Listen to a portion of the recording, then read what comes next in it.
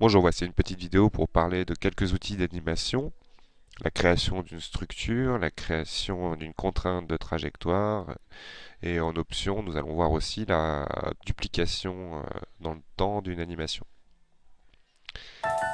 Pour ce faire, nous allons animer un petit oiseau, donc on va construire un petit oiseau. Facilement, grâce à grille automatique, je peux construire des boîtes directement sur les faces du corps de mon oiseau. Avec une sphère, on va faire la tête. Pourquoi pas des yeux. Et un bec avec un cône.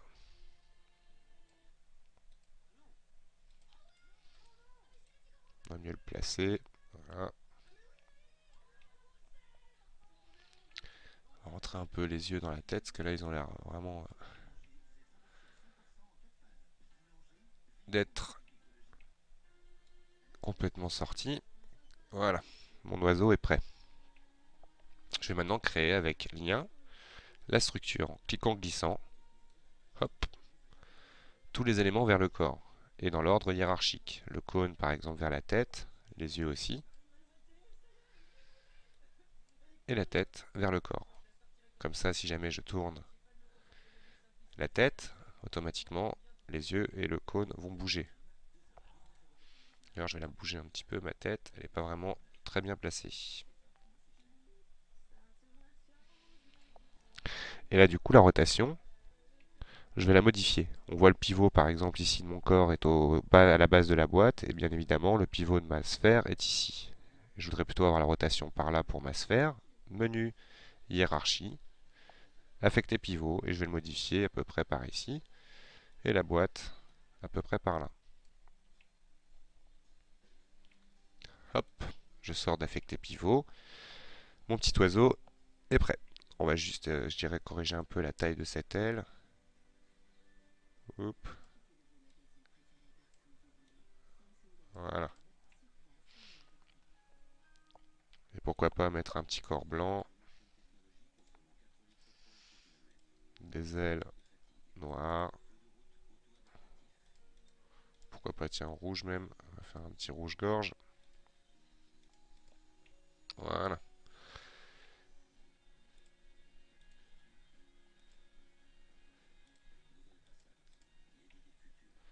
Mon oiseau est prêt. Je vais maintenant créer sa trajectoire avec une forme cercle pour faire une boucle.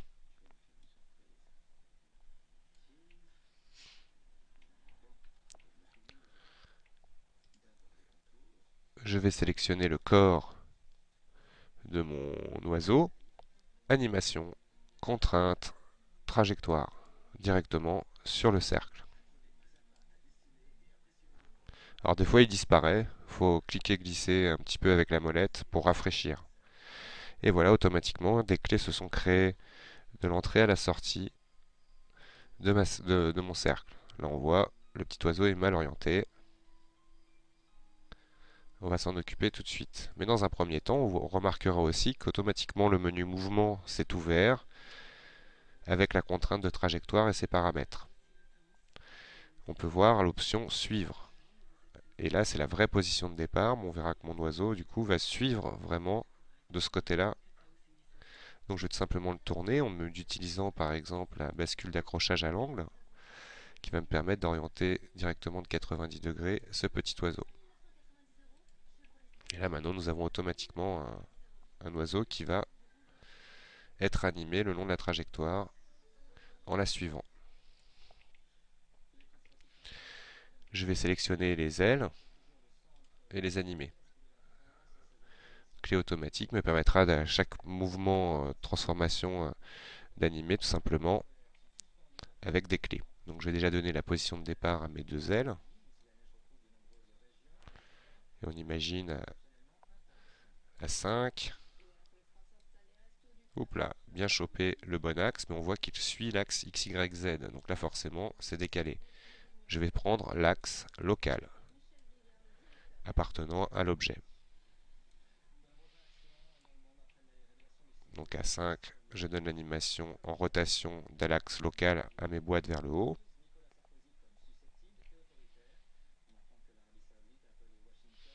Et maintenant, je voudrais que ces animations se répètent.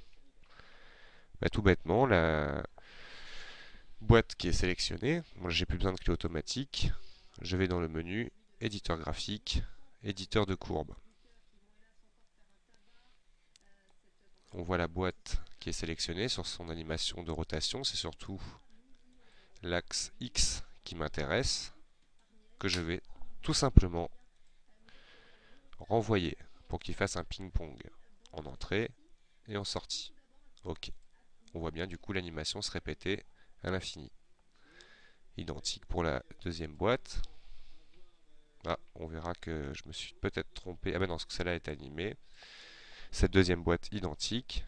Éditeur graphique, éditeur de courbe. Uniquement l'axe intéressé. Dupliquer en ping-pong. Entrée, sortie. Bien repérer ce bouton dans l'éditeur de piste.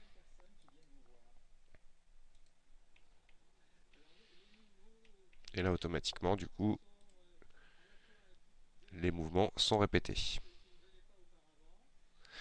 On verra que c'est très intéressant de pouvoir observer que la ligne peut être convertie en spline éditable et en modifiant la trajectoire. On remarquera qu'automatiquement l'oiseau va suivre tout simplement les déformations de la trajectoire.